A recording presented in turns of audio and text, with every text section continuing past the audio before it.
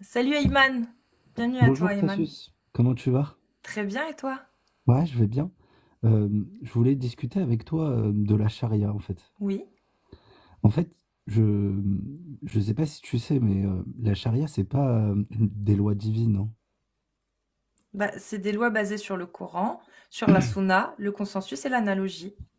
Alors, tout à fait, mais en fait c'est des constructions des hommes qui sont basées sur le Coran, Mhm, la charia, enfin voilà, le qiyas, l'analogie, etc. mhm. Mais en réalité, la charia c'est une construction de l'homme. Et en fait, tu as 5 objectifs de la construction de l'homme. Les 5 objectifs de la charia, tu les connais, Cassius? Les 5 objectifs de la charia. C'est Exactement. comment ça Il y a ce qu'on appelle l'objectif? le L'ordre, mashari. etc. Non, c'est en fait la préservation de la vie, la Oui. préservation des biens, la préservation de la société, Mhm. la préservation de la raison et la préservation de la religion. Et si tu veux, les qadis, ce qu'on appelle les juges, vont construire des lois, donc basées effectivement sur le Coran ou le qiyas ou la tradition, etc., pour arriver à ces objectifs-là. Mhm. Est-ce que tu comprends ou pas, Casus? Si, si, mais je sais très bien. Mais ça part quand même du Coran. Le Coran, c'est Allah. Pas forcément. Regarde, je te donne un exemple. Ouais. Regarde. Non, mais euh, Est-ce que tu peux me donner une loi de la charia qui n'est pas basée sur le Coran? ouais, j'en suis quasiment sûr que ça pourrait exister, Mais t'as pas mais, d'exemple. mais Bah, j'ai tu pas sais quoi? d'exemple. Trouve-en un vraiment et tu viendras me le dire si t'en trouves une. Ouais. Parce que, enfin, Mais du donc coup, jusqu'à preuve du contraire, on est d'accord que toutes les lois que toi tu connais en tout cas, elles sont toutes basées sur le Coran, sur la Sunna, elles respectent en l'analogie fait, et le consensus. bah, en fait, c'est un effort enfin, c'est un effort des juges de créer des lois, justement. Parce Mhm. qu'en fait, ce que tu es en train de dire, les questions que tu poses, bah, en fait, elles sont légitimes. Est-ce que on peut punir un père de famille, d'accord, qui Mhm. a donné sa fille à un fasik, par exemple, à un homme qui est, qui est, qui est pervers? Mhm. Eh ben, je pense qu'on pourrait construire une loi chariatique pour punir ce genre de personnage-là. Tu es soufis? Soufi? Non, moi je suis Mu'tazilite. Martha Zélite? Je connais pas, c'est quoi? En fait, c'est un dogme religieux basé sur l'islam, où en fait on a basé sur 5 fondements en fait. Les Les fondements, cinq. c'est quoi? C'est c'est l'unicité de Dieu, c'est ensuite la justice de Dieu, donc on considère que Allah subhanahu wa ta'ala, il est juste. Mhm. Ensuite, c'est sur ce qu'on appelle manzila ben manzilatin, c'est-à-dire l'entre-deux, la position entre les deux intermédiaires, c'est-à-dire qu'on considère qu'un musulman qui commet une grosse faute, c'est pas ça devient pas un café, mais il est entre les deux, et donc du D'accord. coup, on le considère pas comme étant musulman. Ensuite, c'est sur l'application enfin, blâmer le blâmable et recommander le recommandable. Et le dernier, c'est la croyance en l'enfer ou au paradis éternel. Puisque tu sais que tu as des récits prophétiques où on dit qu'il y a des musulmans qui peuvent sortir de l'enfer. Nous, on considère que c'est inadmissible, puisque Dieu est Ok. juste. D'accord. Mais du coup, ce n'est pas sunnite. C'est pas une branche du sunnisme. Pas tout à fait, non. Pas D'accord. tout à Mais fait. tu suis la sunna ou pas? Alors, en fait, on la critique énormément, notamment sur ce qu'on appelle les hadiths ahad. C'est-à-dire qu'ils peuvent, tu sais, tu as tu as des récits prophétiques, des hadiths qui ont en fait une seule chaîne de transmission. Oui. Et ils sont en fait considérés comme étant sahih. D'accord. Bon, ces récits-là, qui sont jugés comme étant ahad, on va les prendre pour la jurisprudence, mais pas pour la croyance. D'accord. Je te Ok. donne je te donne un Hmm. exemple. Je peux te donner un exemple. Le hadith de la chèvre qui mange, tu sais, Oui. Le Coran. le Oui. Coran. Une sourate. Celui-là, il est ahad. C'est Mhm. un hadith qui est effectivement sahih, mais en fait, il a été transmis par un seul chaîne de transmetteur. D'accord. D'accord? Bon, ce verset, ce hadith-là, on ne le prend pas en compte dans la croyance. C'est-à-dire que nous, on considère qu'un musulman qui nous dit et qui pense que le Coran a été mangé par une chèvre, on le dit, lui, c'est un débile, on le met de côté, c'est vraiment un mec qui est super con. Par contre, Ok. on va essayer d'étudier la question, notamment sur euh, la jurisprudence de euh, la lapidation, par exemple, parce que c'est le même récit, tu sais, c'est le même Mm. récit. Et Ok. donc, du coup, on va considérer que, puisqu'on peut en tirer un bénéfice sur la, comment dire, sur la jurisprudence pour en fait être, ne pas être injuste envers les fornicateurs qui ne seraient pas mariés, Mhm. bah, en fait, on appliquera la lapidation pour un adultérin. D'accord. Mais pour être le plus juste possible. Je sais pas si tu comprends ce que je veux Si je dire. comprends ce que tu veux dire. Donc, tu peux me redire ce que tu as déjà? Que je le note? Ce que j'ai C'est déjà oublié. un Martezélite. Comment t'écris ça? C'est Moutazila.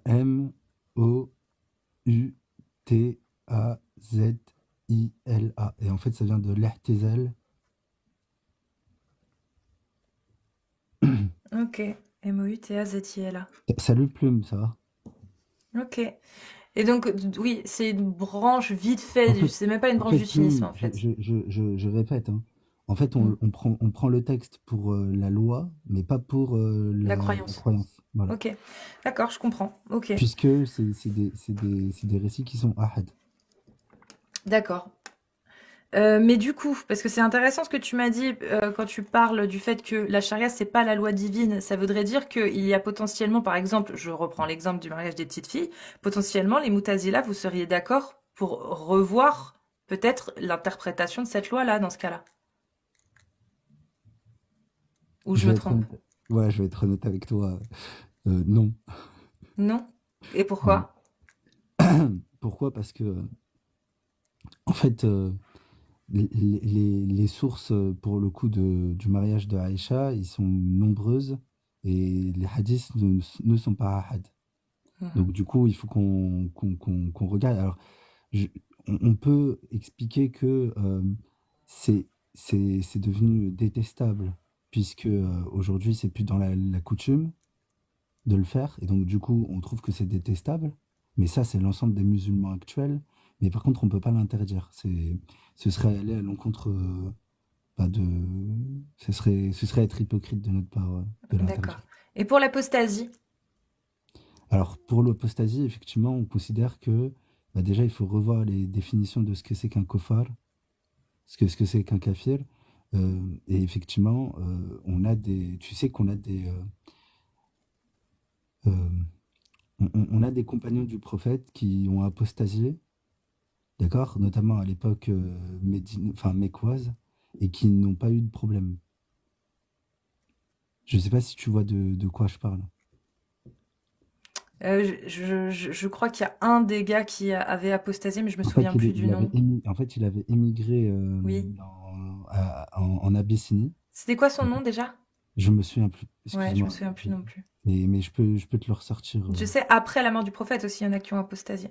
Alors ça, c'est autre chose. Mais moi, je te Ouais, parle au temps du prophète. Et si tu d'accord. veux, le prophète ne l'a rien, enfin, n'y a rien fait. Ok, mais toi, en tant que Moutazila, c'est Moutazila, c'est ça? Mm. Moutazil. Oui, c'est ça, Ok. Mu'tazilite. Ah mais Mu'tazilite. oui, c'est marqué Ayman Moutazilite. Moutazilite. Ok. Euh, toi, Ouais, tu il vois s'appelle comment en fait cette, Moussalina et Kazeb. Ouais. tu vois comment cette sanction vis-à-vis de quelqu'un qui aurait tout simplement, qui aurait perdu la foi. Et donc, tu sais très bien comme moi, je Alors, pense que quand tu donnes 3 jours à eh ben, je quelqu'un vais être, pour se repentir, la plupart du temps, s'il se repentit, c'est pas par conviction, mais juste pour avoir sa vie sauve, saine et sauve. eh ben, je vais être honnête avec toi encore une fois. Dans les objectifs de la charia, tu as la préservation de la religion. Et effectivement, dans une société où tu as... Je te laisse boire. J'ai bu en 4 fois au lieu de 3, je suis désolée. C'est pas grave. Euh, euh, la préservation de la religion, et effectivement, en fait cette loi-là, moi, je la comprends que, tu sais, les hommes ne peuvent pas sonder le cœur des gens. C'est-à-dire qu'une personne qui va apostasier, mais dans son coin, bah, les gens, ils vont pas le voir, en fait, qu'il apostasie. Je sais pas si tu vois ce que je veux dire. En Si, réalité, si. c'est pour la préservation de la religion, dans le sens où Mhm. tu deviens un apostat condamnable quand, en fait, les gens le savent. Mais ou du coup, alors qu'il revanche. je comprends, mais Et donc, du effectivement. coup, Et quand il y a ça du rentre dans, prosélytisme, quand tu vas quand, dire pourquoi t'as apostasié et que tu vas tout commencer à à faire fait. de la critique. Tout à fait. Et en fait, ça rentre dans les objectifs de la charia, de la préservation de la religion. Ouais. Euh, on- c'est est-ce que c'est une position qui est acceptable? Est-ce qu'on peut laisser tout un pan de la société se détourner de la religion sans qu'on fasse rien? Et effectivement, de nos dogmes, un de nos dogmes, en tout cas dans le motazilisme, c'est de blâmer le blâmable et recommander le recommandable. Mais si les gens Ayman, pardon, ont décidé, enfin, c'est même pas décidé, c'est qu'ils ne croient plus et qu'en plus de ça, ils ont des reproches à faire sur l'islam. Enfin, je veux dire, si l'islam est réellement la vraie religion, etc., vous devriez même pas craindre, en fait, C'est ces pas une gens-là. question c'est pas une question de craindre, hein. C'est pas une question de craindre. Moi, à titre personnel, je crains pas les gens, bien au contraire. C'est très bien d'être autocritique, etc. Mhm. Le problème, c'est que, et en fait, on le voit, tu as des biais cognitifs qui se fait autour des personnes, et tu as des personnes qui vont suivre des apostats sans avoir eux-mêmes cheminé sur la critique de l'islam. Et donc, en réalité, il y a plein de gens qui vont sortir de l'islam sans réellement savoir le pourquoi.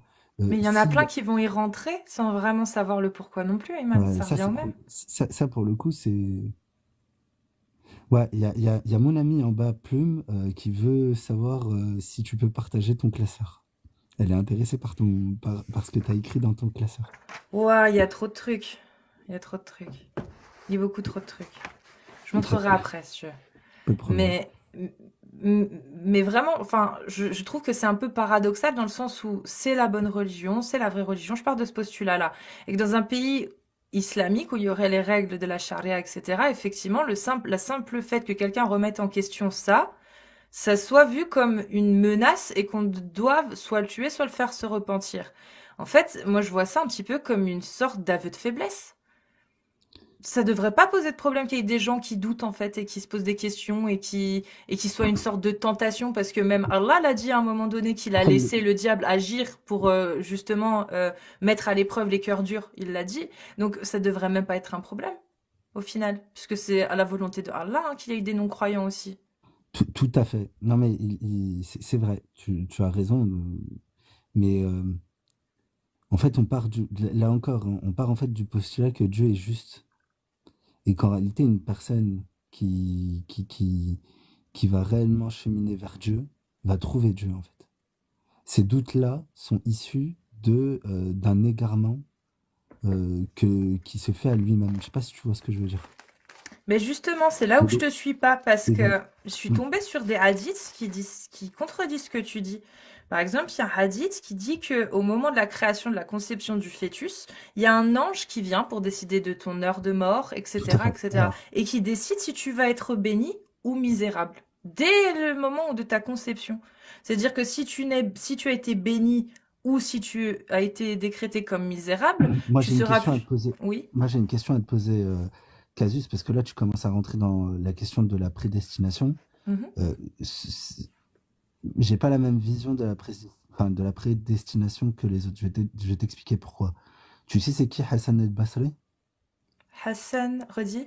Hassan el-Basri. El-Bassel, non. Ça a été un tabi'in, c'est-à-dire c'est quelqu'un qui est juste après la génération des salafs, des premiers, de la première génération. Et lui, il Mhm. explique un truc sur la croyance des gens qui expliquent que Dieu guide qui il veut et il égare qui il veut. Oui. D'accord? En fait, c'est ça dont tu parles. Euh, Non, non, c'est pas pareil. Ça, c'est dans le Coran. Moi, je t'ai cité un hadith qui oui, parle des anges qui décident quand tu es dans le tout à ventre de fait, ta mais mère, direct. en fait, c'est lié dans le sens où les anges, lorsque tu as la création d'un homme, il va en fait donner toutes les actions, etc. Et donc en réalité, ça fait référence au fait que l'homme n'a pas le libre arbitre et en fait, euh, il, il sera guidé ou pas selon la volonté de Dieu, selon toi. C'est de la compréhension que tu as toi, Oui, n'est-ce pas? Bon, oui. moi j'ai une question à te poser. Si tu admets et tu pars du postulat que Allah subhanahu wa ta'ala c'est le plus puissant, Mhm. que c'est le plus fort, que c'est lui qui a toutes les choses. Est-ce qu'il peut contraindre? Est-ce que le fait de contraindre la contrainte, est-ce que ça fait partie comment dire, de quelque chose, est-ce que lorsqu'on contraint les gens, est-ce que ça montre qu'on a de la force, enfin, qu'on a la Oui, de la puissance ou pas? puissance, bien sûr, oui. Pas forcément. En fait, non. Quand tu contrains, c'est une faiblesse. La contrainte, c'est une faiblesse. En fait, tu contrains parce que tu n'as pas la possibilité comment dire, d'amener les gens à ta position sans la contrainte. Pour moi, la contrainte, c'est vraiment la marque des faibles. Je sais pas si tu vois ce que je veux dire. Oui, mais faut Donc, redéfinir alors la puissance et la faiblesse. Parce que oui, dans un cas, tu as raison, mais dans l'autre, non. Parce que tu regardes, par exemple, tous ceux qui ont eu de pouvoir sur cette terre, on peut partir non, de mais Staline au petit justement, Barbu, ils avaient du pouvoir. Pourtant, ils alors ont fait attends, par la oui, mais force, tu vois. oui, alors attends. Ces gens-là n'ont pas la force. Ils ont de la force. Allah subhanahu wa ta'ala, c'est la force. C'est la force. Tu comprends ou Bah, pas? du C'est-à-dire coup, que lui, s'il a, bah, justement, c'est bah, du pas, coup, je te suis, oui. Mais s'il a encore une la fois, force, moi j'ai du la coup, on devrait vision. pas avoir peur des gens qui se Mais attends, détachent du chemin. mais justement, Allah subhanahu wa ta'ala, si tu veux, je considère que c'est pas un tyran. Moi, toi, tu as peut-être la vision de Allah subhanahu wa ta'ala qui est quelqu'un, voilà, comme un barbu qui est là, etc. Lui, effectivement, va forcer les gens, va venir avec la contrainte. Pour moi, c'est inadmissible, c'est pas possible. Allah Pourtant, c'est subhanahu wa pas ce ta'ala. que le prophète a fait avec les Banu Nadir, les Alors, Banu ça a rien à Amir, les voir. Banu Quraïza. Voilà. On est en train de parler, on n'est pas en train de parler du prophète, on est en train de parler d'Allah subhanahu wa ta'ala. Déjà de D'accord. une, Allah subhanahu wa ta'ala, il n'a pas la puissance que Allah subhanahu wa ta'ala a.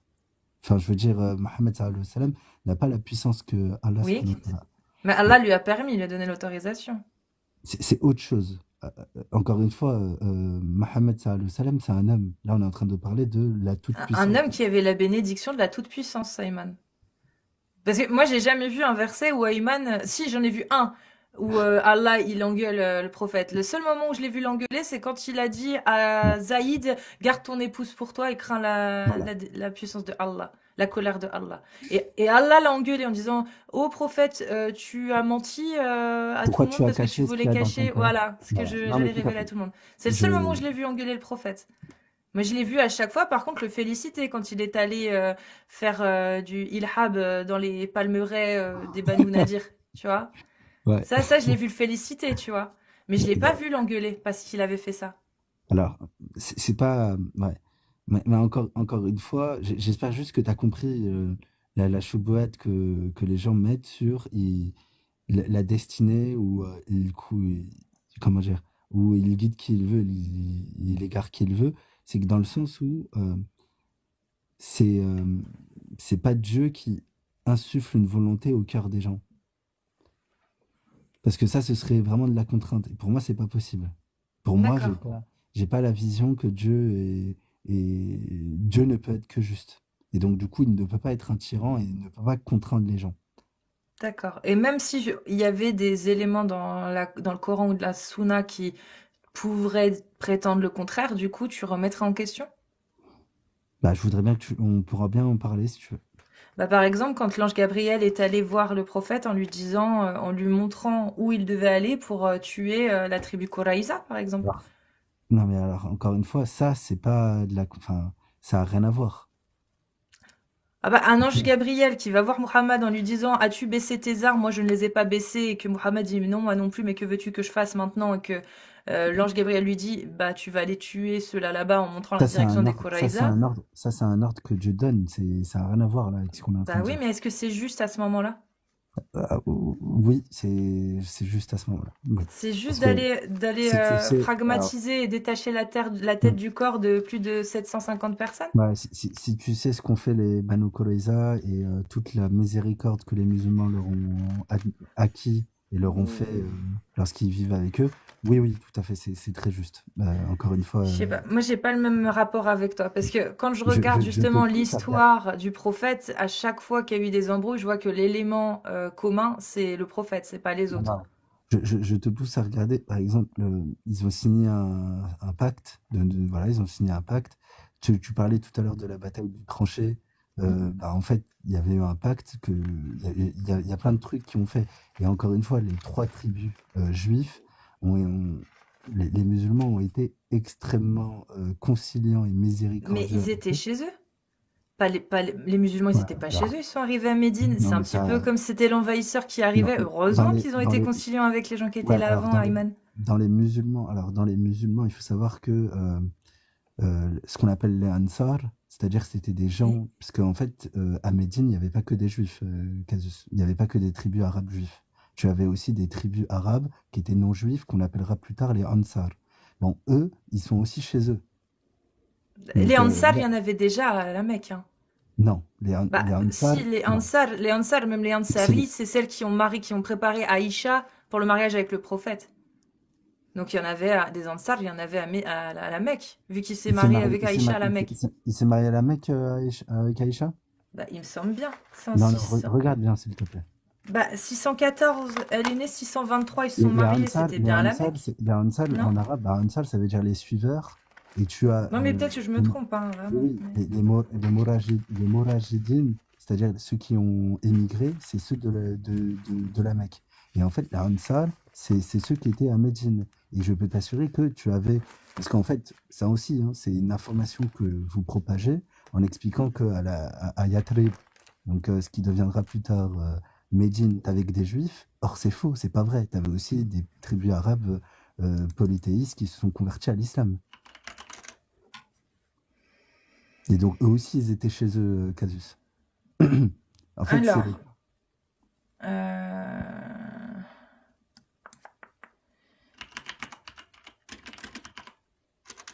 attends, je vais vérifier parce que... non, non, je suis pas salafiste, je suis pas un menteur. Alors, 622, une poignée d'hommes s'enfuient de la cité de la Mecque. Ah oui, 2 ans après, donc oui, c'était à Médine, excuse-moi, ouais. Le Il y a pas de mariage a problème, été lieu à Casus. Médine, c'est vrai. Il y a J'ai cru que aucun c'était à la problème. Mecque qu'elle s'était mariée, mais non, En tout oui, cas, sache que les Ansar, du 623. coup, sache que les Ansar, c'est des personnes, c'était des tribus. Et d'ailleurs, est-ce que tu sais pourquoi Mohammed sallallahu alayhi wa sallam, il va plutôt à Yathrib, qui deviendra derrière Médine? Parce que justement, tu as des Arabes qui se sont convertis à l'islam lorsqu'ils venaient en fait à Mecca. Et le prophète avait malheureusement une situation très, très, très dégradée à la Mecque, puisqu'en fait, son oncle paternel, Abu Talib, était mort, et donc du coup, il n'avait plus de protection auprès des Mécois. Mhm. Et donc du coup, il est obligé de partir à Yathrib. Et c'est justement les Ansar, donc ceux que la tribu arabe qui était islamisée, qui était à Yathrib, qui ont dit non, non, viens chez nous. Mhm. Il faut savoir que, par exemple, le prophète Mohammed sallallahu alayhi wa sallam, il voulait d'abord s'établir à Taïf. Tu vois ou pas ce que je veux dire, Je Kazis? sais pas où c'est Talif. C'est pas très loin de la Mecca. C'est pas très loin. Il faut savoir que Médine, c'est à 400 kilomètres de Mecca. C'est très très loin en fait. Ok. Là, on prend un train, on en a pour 1 heure et demie. Bon, le train va à Jeddah, c'est vrai, mais Ok. Non, parce que tu vois, quand il est parti de Médine, quand il est parti de la Mecque, donc il s'est marié avec Aïcha à Médine, donc un tout an à après son départ, c'est ça? De 622 le départ, j'ai revérifié. Et il s'est marié en 623. Mais en fait, quand tu dis qu'il y avait des raisons, moi je ne vois aucune bonne raison, en fait, si tu veux, d'attaquer des tribus qui à la base ne sont pas des combattants quand tu as une armée tout- salique avec toi, bah, tu vois, regarde, avec 1500 hommes qui ont été tous bannis de leur tribu, qui sont des assassins pour la plupart. Enfin, moi je vois pas comment un dieu, comme tu l'as dit, juste peut donner son approbation à un prophète qui s'entoure d'assassins et de meurtriers, en fait. Moi, déjà, ça, tu vois, il y a une dissonance cognitive, moi, dans mon esprit, à partir de là. comment ça le prophète, de quel assassin et de quel Les meurtrier tu parles? Saliques, dont il s'entourait. Quand il est parti de Médine, il a fait appel, il a rencontré les Saliques. Il a rencontré ce qui lui a servi d'homme de main, d'armée, etc., en plus de ses Alors, compagnons.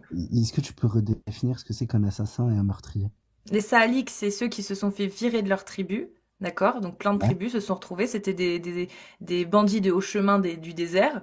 Ils étaient assassins, ils braquaient des caravanes, c'était des voleurs en fait, et des pragmatiseurs assassins, quoi. Voilà. Donc il y avait des poètes aussi, enfin bref, c'était des hors-la-loi, les Ça Saliques. allait. Ouais, Salik, ok. les saaliks. En tout cas, la porte du repentir est grande ouverte. Moi, je pense qu'effectivement, un homme, même si c'était un ancien tueur, un ancien pragmatiseur, comme tu dis, on peut on peut le pardonner s'il fait un repentir sincère. Bah, le Et problème, effectivement, Iman, c'est que Mohammed, lorsqu'il il s'est rencontre un servi. être, Non, mais je lorsqu'il comprends, mais là, le problème, c'est lorsqu'il qu'il rencontre s'est un être qui... servi des saaliks, en fait. Les saaliks, à partir du moment où il a perdu, et c'est pour ça qu'il y a une époque mécoise qui était plus cool, et une époque médinoise où ça a commencé à chauffer, comme on dit, à en chier, tu vois. Et c'est pas pour rien, c'est qu'il était entouré à ce moment-là des C'est comme ça que tu saaliks. l'expliques, toi. Les Saaliks, si tu veux, c'était des bandits de haut chemin, hein. Ça veut dire que les palmeraies qui ont été cramés, les Saaliks, c'était quelque chose que pour eux était normal en fait. Et c'est pour ça que même Allah, je l'ai lu tout Mais à pour... l'heure, même Allah les a félicités en disant je vous ai donné tout ça sans combat, sans que vous ayez besoin de combattre. Même Allah, il s'en réjouit. Regarde, le butin provenant de leurs biens et qu'Allah a accordé sans combat à son messager, vous n'y aviez engagé ni chevaux ni chameaux, mais Allah donne à ses messagers la Non. domination sur qui il veut. Mais en fait, à ce Il moment-là, parle c'était de... les Sa'ali qui accompagnaient, donc des assassins, des bandits de haut chemin, qui accompagnaient le il parle de... prophète. et du coup, il parle de quoi, là? Il parle de quelle bataille? Il parle de... Là, c'est la bataille de, je viens de te dire, contre les Banu Nadir, D'accord. quand il a Qu'est-ce qu'ils ont cramé fait, les les... palmiers. Ok. D'accord. Casus, qu'est-ce qu'ils ont fait, les Banu Nadir? Les Banu Nadir, ils ont voulu Ils ont fait quoi? rembourser la dette qu'avait le prophète Mohammed alors qu'un de ses hommes avait tué deux personnes des Banu Ils ont Amir. voulu tuer le prophète. Non, ça c'est juste Jésus-Christ. non, Ayman. Non, le prophète a dit que apparemment effectivement il les avait entendus et que l'ange Gabriel lui avait dit qu'il voulait l'assassiner. Mais hormis ça, il y a qui d'autre qui le dit, Ayman, hormis le prophète? Ah, Il y en a tout qui cas, d'autre qui le prouve? Il y a que nous, le nous prophète savons, qui le dit. en tout cas, nous savons que les Banu Nadir voulaient tuer le prophète. C'est pour ça Non, qu'ils... tu ne le sais pas, tu le crois parce que le prophète l'a dit, c'est tout. Mais il n'y a aucune autre source qui le certifie, qui le confirme. Les Banu Nadir, ils ont accepté le marché du prophète. Le prophète est venu les voir, il leur a dit, un de mes compagnons a tué deux hommes des Banu Amir, j'ai besoin de vous pour rembourser. Ils ont dit oui. À partir de ce moment-là, le prophète, il est parti en prétextant qu'il avait entendu qu'il voulait l'assassiner. C'est tout, c'est ça l'histoire. Après, t'en tires les conclusions que tu veux. Moi, je n'ai aucune, si tu veux, la seule parole qui dit que il voulait tuer le prophète, c'est le prophète qui le dit. Il n'y a aucune autre source de ça. Et donc, du coup, l'ensemble... Ouais, d'accord. Bon, Donc, je... mais moi, je comprends que tu crois, puisque tu crois en Allah et son prophète. Tout à fait. Donc, c'est normal. Mais tu comprends bien que C'est très moi, comme logique pour je le n'y coup. crois pas, bah, je me dis, la seule source qu'il y a, c'est Mohammed. Il n'y a que lui qui a dit qu'on Tu voulait le comprends que... tuer. Tu comprends du coup que si on part du postulat qu'effectivement les Banu Nadir, puisque l'information lui a été donnée directement par Allah subhanahu wa ta'ala, que les Banu Nadir voulaient tuer le prophète, nous on Mhm. considère que c'est juste du coup ce qui s'est passé. Oui, mais tu Que c'est comprends du coup logique. qu'un On est esprit, d'accord. un esprit rationnel en dehors de la religion se dise que c'est un petit peu gros.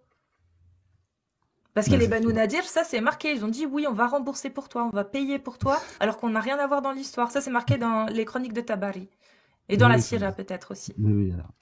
Donc, En tout cas, j'espère j'espère t'avoir montré oui. bah déjà qu'à Yatrib, il n'y avait pas que des juifs et que les Ansar étaient aussi chez eux et que c'est pas aussi simple que ça. Voilà. Je, Je suis et que, d'accord.